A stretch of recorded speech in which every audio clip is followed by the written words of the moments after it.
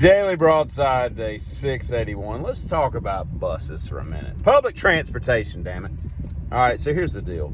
I don't know if you know what buses cost, but buses must be made out of gold in this country because a school bus is like $110,000, $120,000. And I don't understand why, because it's basically a ladder frame with a body, an engine, a transmission, and a bunch of cheap seats. Like, an F-450 will cost you that much money if it's fully loaded, more or less. And it's got a million more things on it.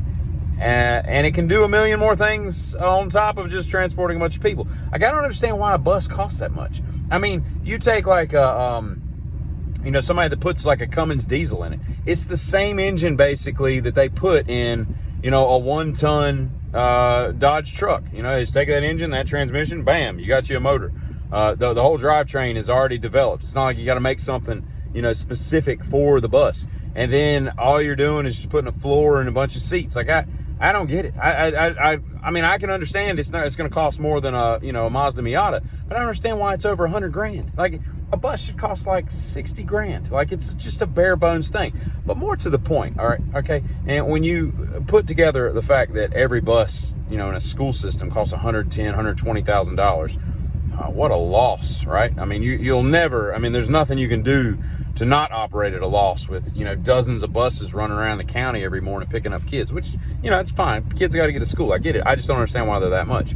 I think it's like anything else. They got you over a barrel because you're like, oh, you need a yellow bus? I got you a yellow bus. Because really, Thomas built Bluebird, and then there's like one other company that like makes, 98% of all the school buses in this country. Like, it's kind of a triopoly, whatever. There's not a lot of companies out there, so there's not a lot of competition. So they say, yeah, you want a bus? I got you bus, $110,000, whatever. That might be part of the problem. But let's talk more about city buses, okay?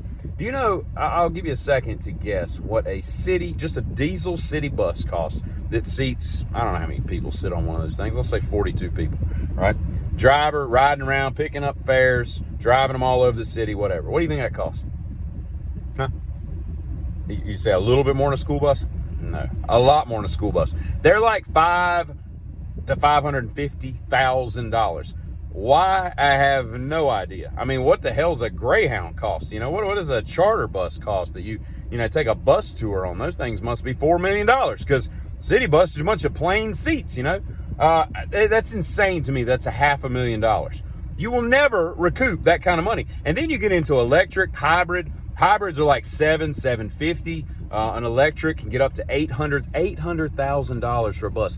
And that's not even counting the fact that you got to keep putting tires on it.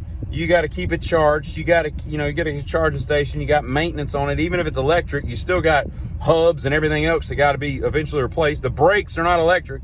Although they do, I think, regenerate some electrically. They still, squeeze the rotor just like regular, so it still wears out. And then diesel fuel, the power, the cost of putting someone in the seat to drive the damn thing. I don't care if you pay that bus driver $32,000 a year. It's something. I think it was New York and San Francisco are like tops. They're like $215 an hour to operate a city bus. That's $5,160 a day. I think it was like $3 million every year, something, whatever, that 5,100 times 365, it's over $1 million a year on top of the price of the bus. Like, it's crazy. Like, you could have that bus full every time. And I don't know, where I live, every time you see a bus go by, you're like, oh, there it goes. There's 0 people on that bus. They just ride around, and I get it. You got to have some form of public transport because not everybody can afford a car, and some people got to live, and they don't live near, they live in a food desert, as it's called, or they got to get to work or whatever, and they can't walk because it's 17 miles away, and it's just not practical. I get it, right? But rail seems to be a lot cheaper than sending out a bunch of $500,000 buses all over the place. Like, that's insane. I think the life of a diesel bus ends up costing you $1.35 million.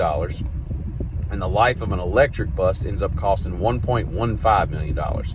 I don't know where that comes from because that's what I read, but you just factor in the cost of what I just said, it's over $1 million. So I don't know where that comes from, but nevertheless, in the long run, electric's cheaper, but is it really? It's just insane that a city bus costs, I feel like I could build a city bus for way less than $500,000. Of course, I think that about a lot of stuff. You know, you look at some architectural feature that some municipality put over their highway, and you're like, what did that cost them?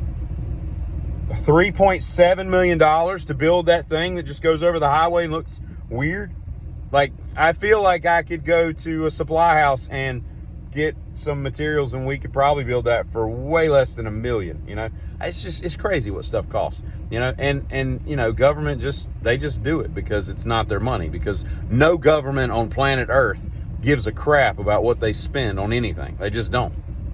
They have to spend it so that they can get more money the next year, which is a stupid way to be. That's a stupid way to run budgets. And yet every municipality, every state, every federal government in the known universe operates like that. We got a $2.4 million budget this year. We've got to spend every last dime, because otherwise how will we get 2.6 next year? If they think that we give money back, they won't give us more next year. It's just dumb. How about you give it back and we just operate under a new system that says, hey, this year we didn't need it, but next year we will, because some of our buses are going to go out or whatever. I just think that there's got to be a better way. Trolleys, damn personal helicopters would be cheaper at this point.